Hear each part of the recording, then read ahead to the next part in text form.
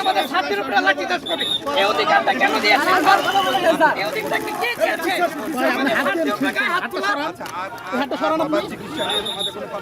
আমাদের কথা হলো আমার ভাষাতে আপনার আছে এরা কেন সত্যটা কেন প্রকাশ করছে মিডিয়ার সামনে? সত্যটা কেন সবার সামনে আসতেছে না? আপনি আমার ধরে রাখেন।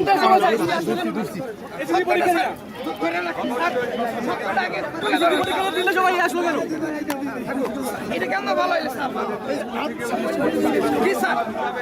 আবারও বলতেন আমি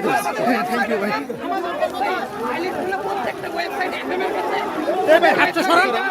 হাত সরান ভাই। কেন কেন সেনাবাহিনী তাদের উপরে আস্তে আস্তে আস্তে আস্তে আস্তে আস্তে আস্তে আস্তে আস্তে